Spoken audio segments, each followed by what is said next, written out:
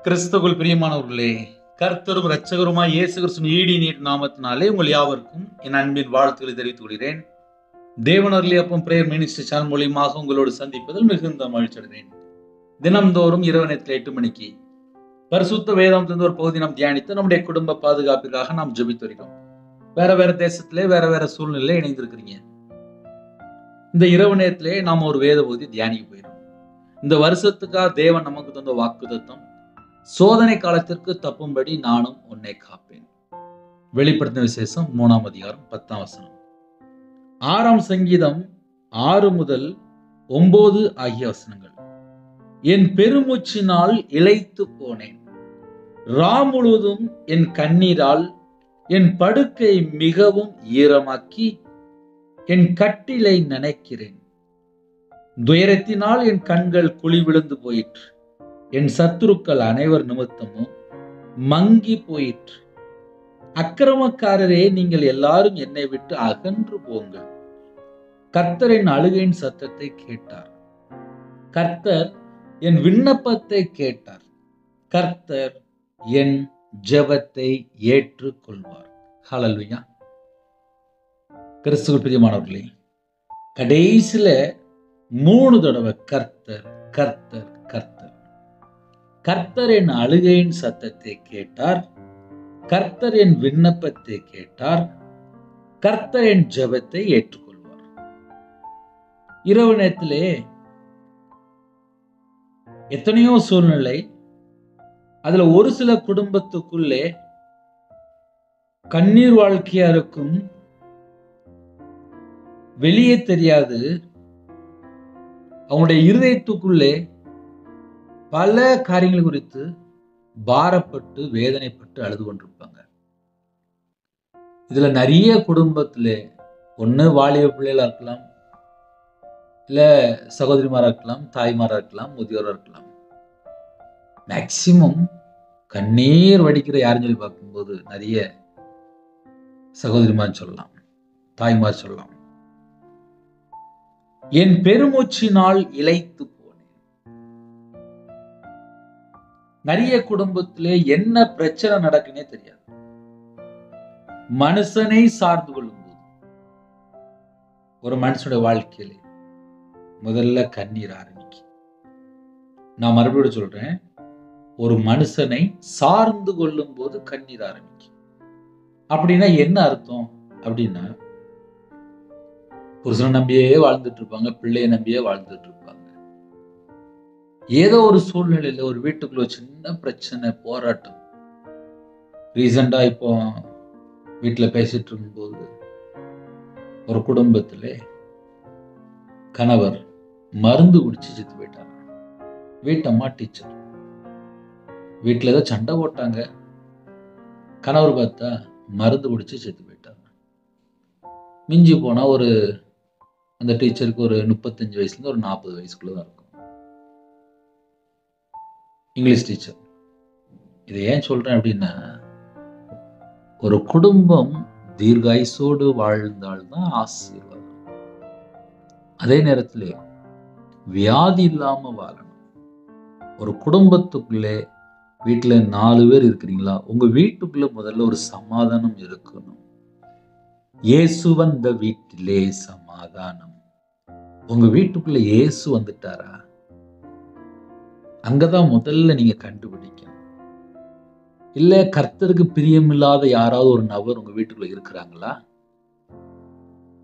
தேவையில்லாத நபர் இருக்கிறாங்களா? உங்க வீட்டுக்குள்ள இயேசு கிறிஸ்து இருக்கும்போது ஆசீர்வாதம். உங்க வீடு ஆசீர்வாதமா இருக்கணும் அப்படின்னா முதல்ல உங்க வீட்டுக்குள்ள இயேசு வரணும். நைட் நேரத்துல நான் கண்ணீர் வடிக்கிறேனே அப்படின்னா ஒரு பேப்பர் எடுத்து எழுதுங்க.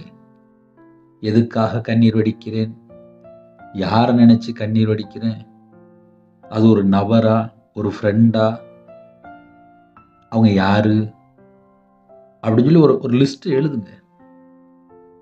கண்டுபிடிச்சிடலாம். சில குடும்பத்துல கடன் நிமித்தமா தேவையில்லாம வீட்டுக்கு வந்து ஏசிட்டு போயிருப்பாங்க. அப்படிப்பட்ட ஒரு சூழ்நிலையா இருக்கும். சில வீட்டுல மரண பயம், தற்கொலை எண்ணங்கள், தேவையில்லாம வீண் வார்த்தை பேசியிருப்பாங்க. நான் ஏன் வாழணும், நான் தான் செத்து போயிடலாமே அப்படின்னு சொல்லி நிறைய தேவையில்லாம வீண் வார்த்தை எல்லாம் பேசியிருப்பாங்க. அவங்க வாழ்க்கையில பார்த்தா ஒரே பிரச்சனை, போராட்டமா இருக்கும். ஏன்னா அவங்க பேசக்கூடிய வார்த்தை அப்படி. வீட்டுல சும்மா நார்மலா இருக்கும் போதே எனக்கெல்லாம் வாழ பிடிக்கலப்பா அப்படிம்பாங்க. அந்த வேர்டு ரொம்ப ஆபத்தான வேர்டு. பிசாசு உடனே வந்துடும், கேட்ச் பண்ணிடும். எப்படி கேட்ச் பண்ணுவோம் அப்படின்னா, எம்மா நீ தானே வாழ பிடிக்கலன்னு அப்படின்னு சொல்லிட்டு பின்னாடி நிற்கும். ஒரு 3 வருஷம் முன்பாக ஒரு தாயார் ஜெபிக்க வந்தாங்க. அம்மா என்ன கருத்துக்காக ஜெபிக்கணும் அப்படின்னு சொல்லி கேட்டேன். நான் அனாதையா நிக்கிறேன், நான் என்ன பண்ணிட்டேன், என் பிள்ளை இறந்துட்டு அப்படின்னாங்க. உடனே அடுத்த கேள்வி கேட்டேன், என்னம்மா அப்படின்னு சொல்லி கேட்டேன். போன வாரம் என் பிள்ளை இறந்துட்டு, பிள்ளைக்கு எத்தனை வயசு? 17 வயசு. எப்படி அப்படின்னு சொல்லி கேட்டேன். ஒரே ஒரு செல்ல பிள்ளை தான், கல்யாணம் முடிஞ்சு 3 மாசத்துல கணவர் விட்டுட்டு போயிட்டாரு. அதுல இருந்து எவ்வளோ கஷ்டப்பட்டு நான் சர்ச்சுக்கு போய் என் பிள்ளைக்காகவே நான் வாழ்ந்தேன். வீட்டில் எப்போ பார்த்தாலும் நான் துணி தைப்பேன், இது போக நான் வேலைக்கு போவேன். என் பிள்ளைக்காகவே நான் வாழ்ந்தேன். எனக்கு தெரிஞ்செல்லாம் என் மகன் மட்டும்தான். ஏன்னா 3 மாசத்துல கணவர் விட்டுட்டு போயிட்டாரு. சேட்டை பண்ணாத அப்படின்னு வெளியில போய் பால் வாங்கிட்டோம் அப்படின்னு பால் வாங்கிட்டு வந்தா, வீட்டுக்குள்ள வந்தா ஃபேன்ல சேலையை எடுத்து கட்டி தூக்கு மாட்டி இறந்து போயிட்டா. லாஸ்ட் 1 வாரம் கழிச்சு என் அம்மா சொல்றாங்க, அந்த வீடே வேண்டாம், அந்த வீட்டுள்ள எல்லா பொருளையும், என் பிள்ளைக்குள்ள எல்லா பொருளையும் நான் வேற ஆள்கிட்ட கொடுத்துட்டு நான் வீட்டை விட்டு வெளியில வந்துட்டேன் அப்படிங்கிறாங்க. அம்மா எங்க இருக்கிறீங்க அப்படின்னு சொல்லி கேட்டேன். கான்ட்ராக்ட் ஒர்க் பண்ணுவாங்கல்ல, பில்டிங் கான்ட்ராக்ட் ஒர்க், அங்க நான் இருந்துட்டு இருக்கேன், எனக்கு வீட்டுல இருக்க முடியல அப்படிங்கிறாங்க. கண்ணீர் வாழ்க்கை. கல்யாணம் முடிஞ்ச 3 மாசத்துலயே விட்டுட்டு போயிட்டாரு. அவங்களுக்கு பார்த்தா அம்மா அப்பா இல்லை. பல சூழ்நிலையில இயேசுவை சொந்தரா ஏற்றுக்கொண்டு ஒவ்வொரு குடும்பத்திலே ஒவ்வொரு விதமான வாழ்க்கை. இப்போ என் வாழ்க்கையில் நான் சொல்ல முடியும், 5 வருஷம் கண்ணீரோடு அழுதுருக்கேன். ஆனா அந்த 5 வருஷம் ஏன் கண்ணீரோடு அழுதேன் அப்படின்னு சொல்லி பார்க்கும்போது, முரட்டு இருதயம், கடினமான இருதயம், கல்லான இருதயம் உடைச்சு எடுத்தார். அவ்வளவுதான். ஒருத்தன் மனம் திரும்பலையா உடைச்சிருவார். கண்ணீர் வடித்து ஜெபிக்க ஆரம்பிச்சு.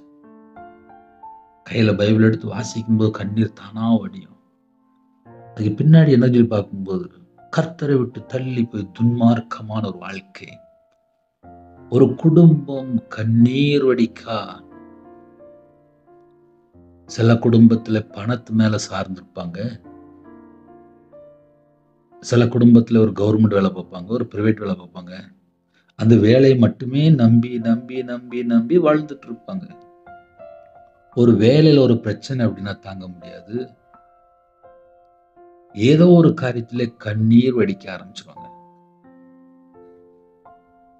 பல சூழ்நிலையிலே கண்ணீர் வடிப்பாங்க.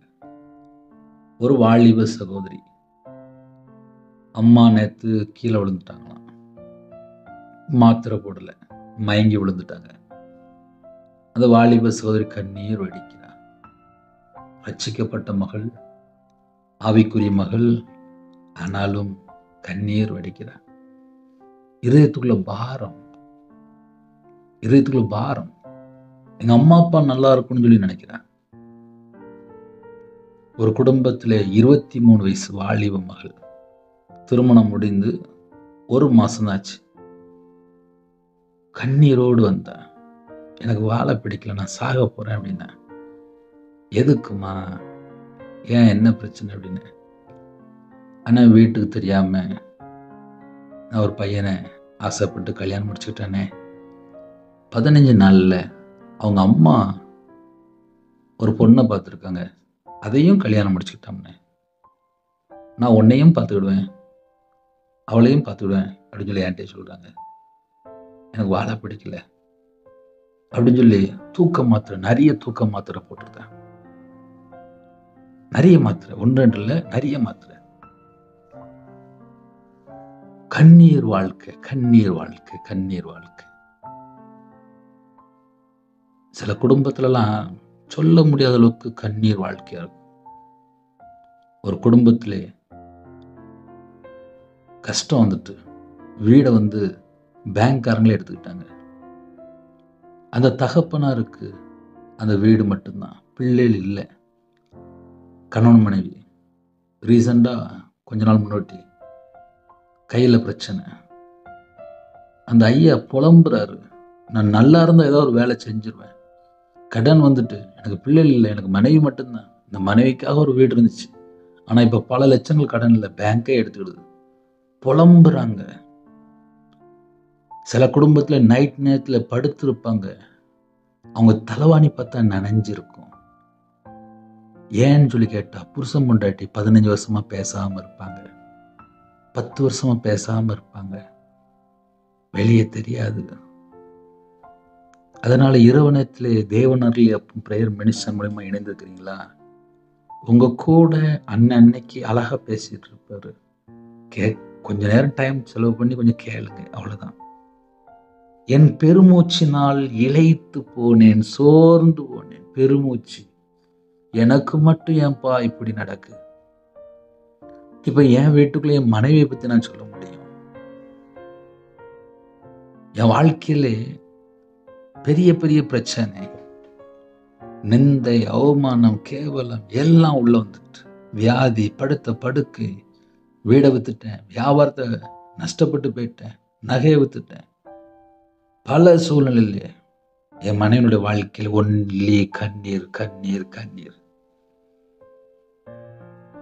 என் மனைவியுடைய வாழ்க்கையில் அதிகமான காரியம் என்னன்னா கண்ணீர் கண்ணீர் கண்ணீர். அப்படின்னா என்ன அர்த்தம் அப்படின்னா, என் பெருமூச்சினால் இளைத்து போனேன், சோர்ந்து போனேன். ஒரு 60 வருஷம் ஒரு 80 வருஷம் வாழ்க்கையிலே ஒரு வீட்டில் கேட்டீங்கன்னா, எனக்கு பிள்ளையே இல்லைனே, எங்க சொந்தக்காரங்களாம் தப்பா பேசுறாங்கண்ணே, கல்யாணம் முடிஞ்சு இத்தனை வருஷம் ஆச்சுண்ணே, பிள்ளைக்கா ஜெபிப்பீங்களா? அப்படியும் சில குடும்பம் இருக்கு. பிள்ளைகள் திருமணம் வேண்டான்னு சொல்லிட்டு ஐடி ஃபீல்டில் வேற இடத்துல வேலை பார்த்துட்டு இருக்கு.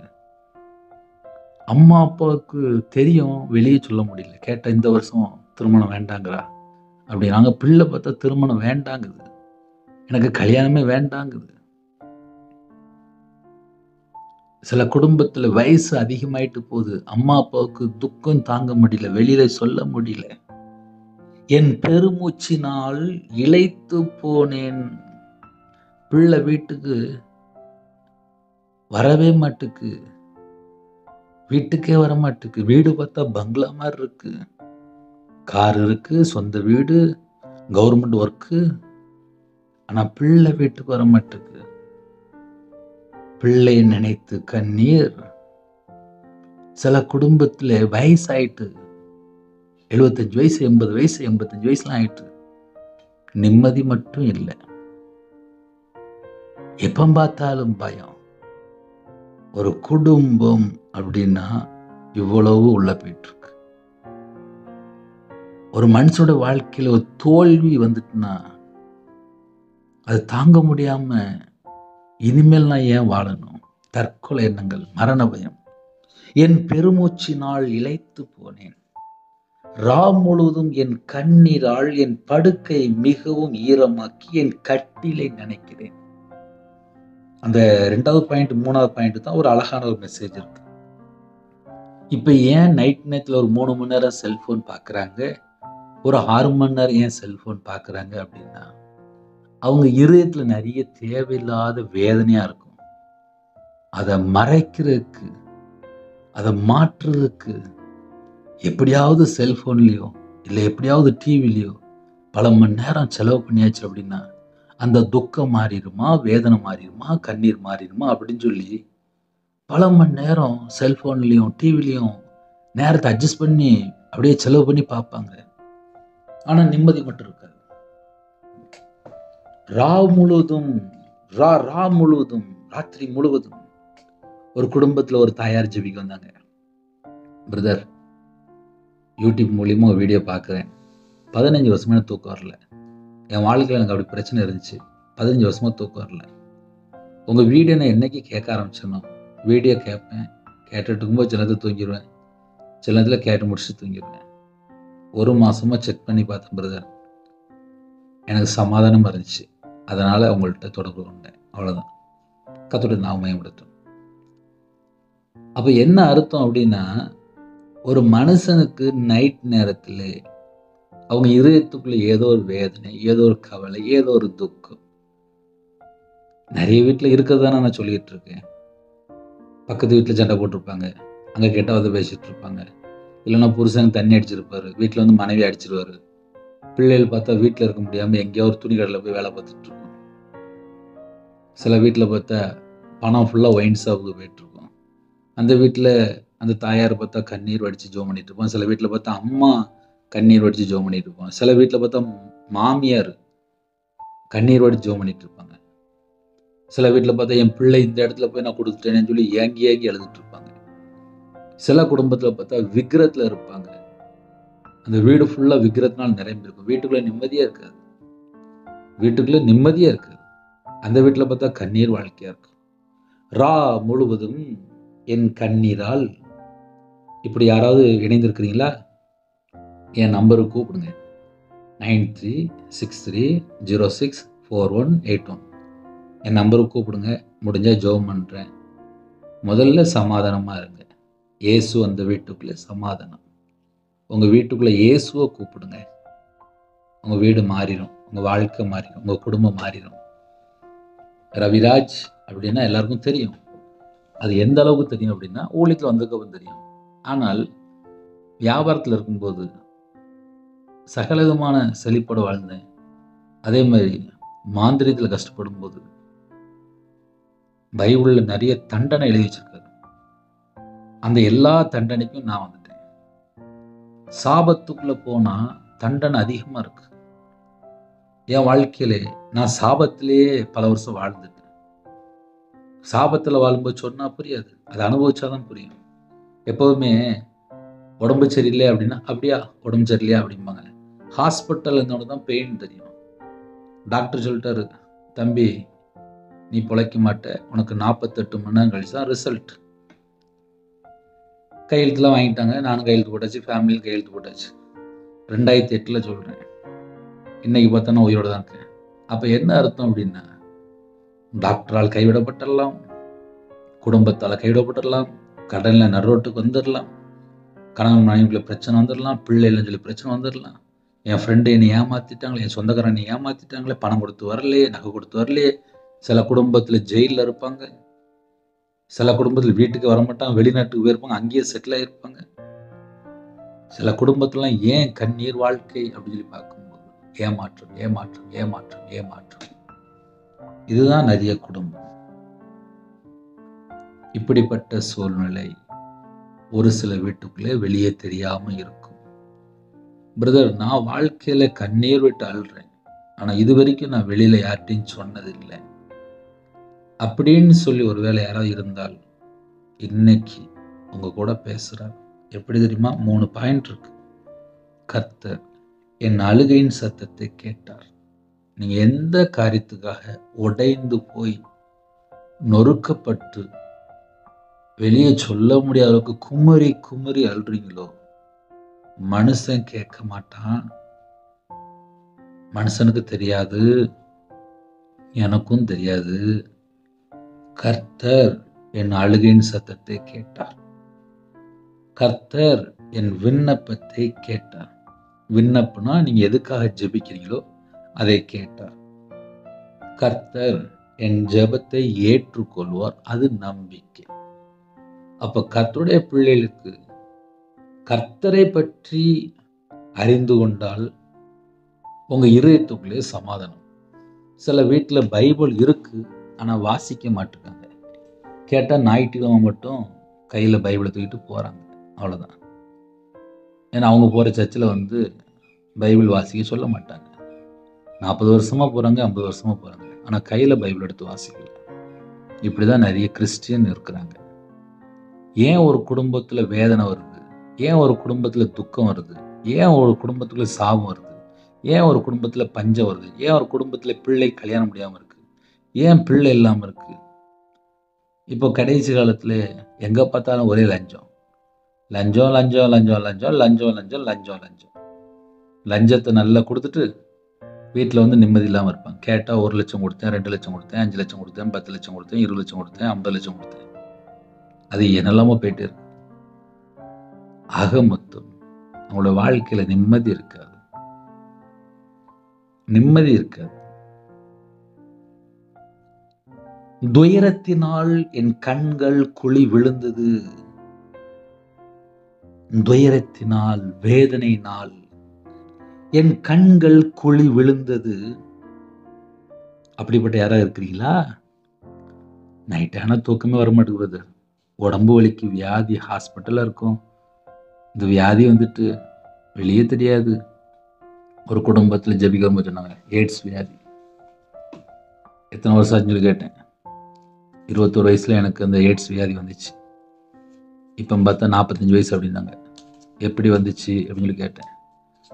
என் கணவர் வந்து நல்ல தண்ணி அடிப்பார்.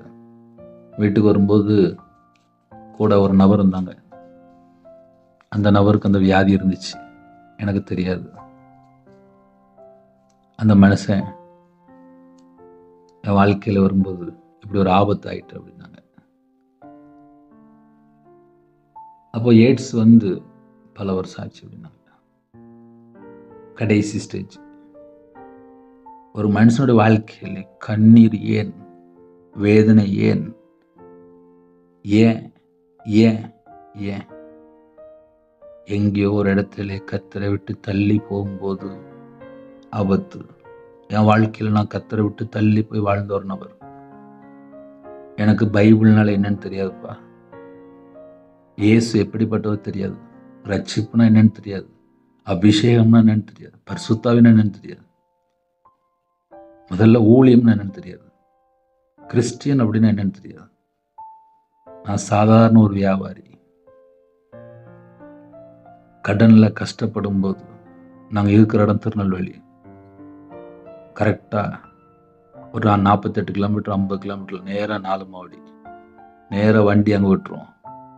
பக்கத்துக்கு சர்ச்சுக்கெலாம் போயிட்டு வந்துடுவேன். கடன் வர வர வர வர, பிரச்சனை வர வர, இங்கேயும் அங்கேயும் இங்கேயும் அங்கேயும் ஓட ஆரம்பிச்சேன். என் வாழ்க்கையில பிரச்சனை அதிகமாக சந்திச்சதில்லை.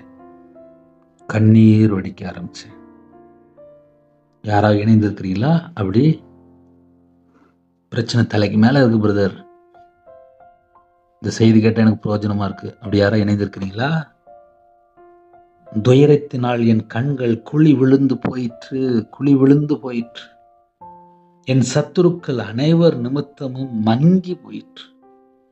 என் சத்துருக்கள் அனைவர் நிமித்தம். அனைவர் அப்படின்னா ஒரு ஆள் இல்லை. ஒரு வீட்டில் ஒரு ஆளை தப்பாக பேசுகிறாங்க அப்படின்னா ஒரு ஆள் தப்பாக பேச மாட்டாங்க. அந்த தெருவில் தப்பாக பேசுவாங்க, அடுத்த தெருவில் தப்பாக பேசுவாங்க, அந்த ஊர்லேயே கிட்டத்தட்ட ஏகப்பட்ட பேர் தப்பாக பேசுவாங்க. ஒரு பிள்ளைக்கு ஏன் கல்யாணம் முடியும்னு சொல்லி பார்த்தா பக்கத்து தெருவில் ஒரு ஆள் தப்பாக பேசிட்டு இருக்கோம், ஒரு அம்மா தப்பாக பேசிட்டு இருக்கோம். அதனால அந்த பிள்ளை கல்யாணம் முடியாமல் இருக்கும். ஒரு குடும்பத்தில் ஏன் வளர்ச்சின்னு சொல்லி பார்த்தா யாரோ பின்னாடி இருந்து மாந்திரியம் பண்ணிட்டு இருக்காங்க, யாரோ சூனியம் பண்ணிட்டு இருக்கிறாங்க. நான் சொல்றதெல்லாம் அப்படியே ரியலாக ஒவ்வொரு வீட்டுக்குள்ளேயும் ஒவ்வொரு காரியம் உண்டு. கர்த்தரை விட்டு தள்ளி போய் வாழ்ந்துட்டு இருப்பாங்க. அந்த வீட்டில் பார்த்தா ஒரு வியாதி, படுத்த படுக்கையில் இருப்பான். என்னன்னு சொல்லி கேட்டா ஏதோ ஒரு காரியத்திலே தேவனுடைய கோபம், கர்த்தரை விட்டு தள்ளி போய் பாவத்தில் வாழ்ந்துருப்பாங்க. நான் சொல்றது உண்மையா இல்லையா? அக்கிரமக்காரரே என்றுவேன். எல்லாரும் தள்ளி போயிருங்க, வேண்டாம், எனக்கு யாரும் வேண்டாம் அப்படிங்கிறது. அக்கிரமக்காரரே நீங்கள் எல்லாரும் என்னை விட்டு அகன்று போங்கள், போதும், எல்லாரும் தள்ளி போயிருங்க, எனக்கு யார் வேண்டாம் அப்படிங்கிறது. புலம்புறது. அப்படி யாராவது இருக்கிறீங்களா? பிரச்சனை தலைக்கு மேல பிரச்சனை பிரதர், எனக்கு யாரும் வேண்டாம் பிரதர், எனக்கு யாரும் வேண்டாம், நான் சர்ச்சுக்கு போக மாட்டேன், அங்க போக மாட்டேன், இங்க போக மாட்டேன், அப்படிலாம் ஆள் இருக்குப்பா. சில குடும்பத்துல ஞாயிற்றுக்கிழமை சர்ச்சுக்கு போக மாட்டேன். என்ன சொல்லி கேட்டேன், நான் ஏன் போகணும்? எனக்கு தான் இவ்வளவு பிரச்சனை இருக்கு, எனக்கு தான் நிந்தை இருக்கு, எனக்கு தான் அவமானம் இருக்கு. நான் சொல்லியிருக்கேன், ரவிராஜ் சொல்லியிருக்கேன், 2013 2014 சர்ச்சுக்கு போக மாட்டேன். நிந்தைகள், அவமானம், கடன், கஷ்டத்துல நிம்மதியே இல்லை. ஞாயிற்றுக்கிழமை சர்ச்சுக்கு நான் வேண்டாம், நான் வரல அப்படின்னு. அப்புறம் ரொம்ப கஷ்டப்பட்டு சரி மனைவியை கூட்டு போகணுமே அப்படின்னு சொல்லிட்டு கூட்டு போவேன். கூட்டு போயிட்டு சர்ச்சுக்குள்ளே போக மாட்டேன். இப்படிலாம் நான் வாழ்ந்திருக்கேன். கண்ணீர் வடிச்சவனுக்கு தான்ப்பா கண்ணீரை பற்றி தெரியும். வியாபாரத்துலேயும் நஷ்டம், வாழ்க்கையிலையும் தோல்வி, எல்லாம் கஷ்டப்பட்டு கண்ணீர் வடிக்கும் போது தான் கண்ணீர்னு அர்த்தம் என்னன்னு சொல்லி தெரியும். இப்போ எத்தனையோ குடும்பத்தில் ஜெபிக்க ரொம்ப கண்ணீரோடு வருவாங்க. 10 நிமிஷம் பேசும்போது கட்டு உடஞ்சிருது. காரணம் என்ன? என் வாழ்க்கையில் கண்ணீர் வாழ்க்கை. அதனால் கர்த்தருடைய பிள்ளைகள் நைட் நேரத்தில் ஒருவேளை அண்ணே பிரச்சனை ஜாஸ்தி இருக்கேனே, அதான் சொன்னேன், இந்த நம்பரில் வேணால் கூப்பிடுங்க அப்படின்னு. நம்பரை கூட மறுபடியும் வேணால் கூட சொல்கிறேன், 9363064181 கூப்பிடுங்க, ஜெபிக்க. அதனால் நைட் நேரத்தில் புலம்ப வேண்டாம். நம்ம ஜெபத்தை கேட்குற தேவன் உண்டு. மனுஷன் வேணால் கேட்க மாட்டான். வீட்டில் புருஷன் கூட சில நேரத்தில் கேட்க மாட்டான். சில நேரத்தில் சொந்தக்காரன் கூட நம்மளை யாரும் கேட்க மாட்டாங்க. அம்மா அப்பா கூட கேட்க மாட்டான். நீ இப்படி பண்ணிட்டே அப்படி பண்ணிட்டே அப்படிம்பாங்க. ஆனால் நம்மளை ஏற்றுக்கொள்கிற ஒரு தேவன் உண்டு. கர்த்தர் என் அழுகையின் சத்தத்தை கேட்டார். கர்த்தர் என் விண்ணப்பத்தை கேட்டார். கர்த்தர் என் ஜெபத்தை ஏற்றுக்கொள்வார். அந்த நம்பிக்கை இருந்துச்சுன்னா இருக்கிற இடத்துல முழங்கால் படிடுங்க. ஒரு சில நிமிடம் மட்டும்தான் ஜெபிக்க போகிறேன். கண்களை மூடி நாம் ஜெபம் செய்வோம். கிருபை மகிழ்ந்த அந்த பரிசுத்தமுள்ள நல்ல தகப்பனே, நன்றி எடுத்து சொல்கிறோம்ப்பா. உங்கள் கரத்திலே எங்களை அப்படியே அர்ப்பணிக்கிறோம்ப்பா.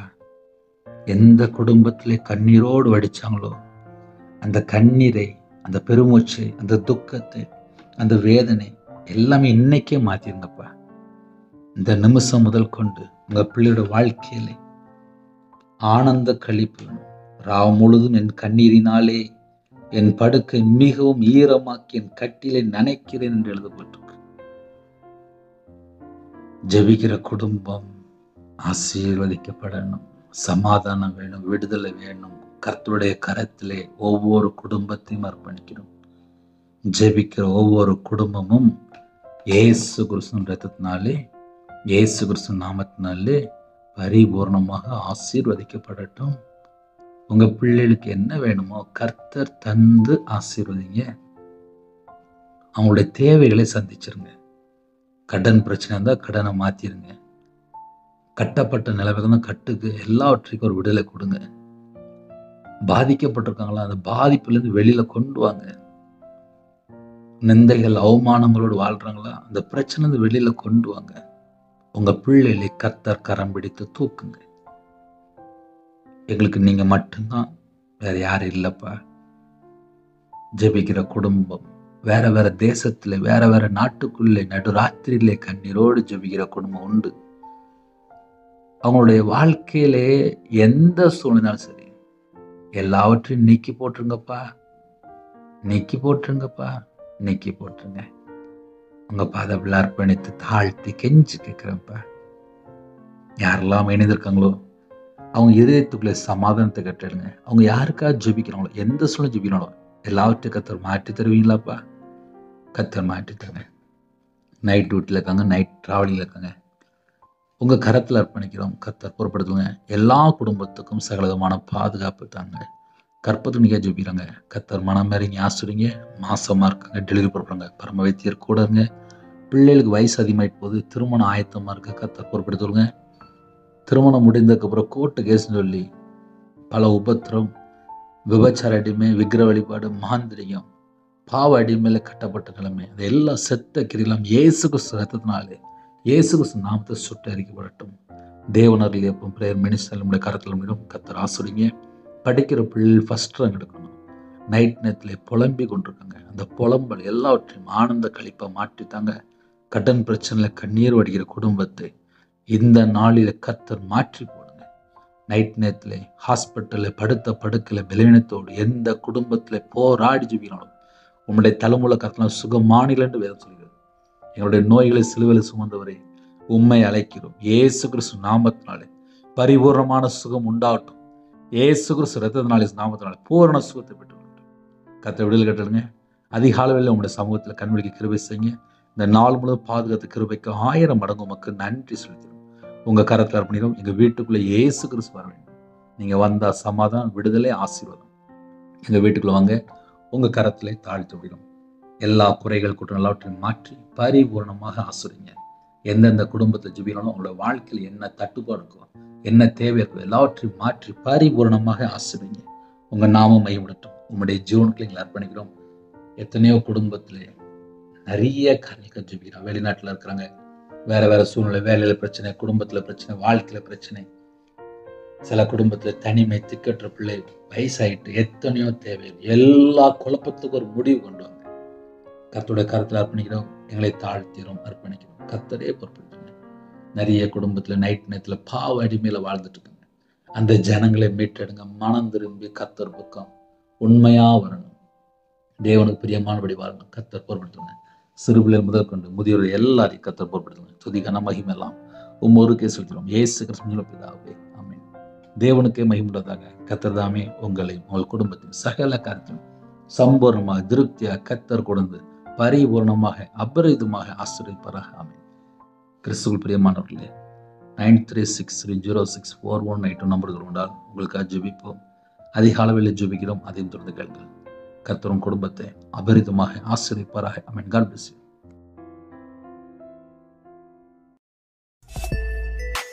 Thanks for watching. Please subscribe our channel. Click the like and share. Click the bell. God bless you.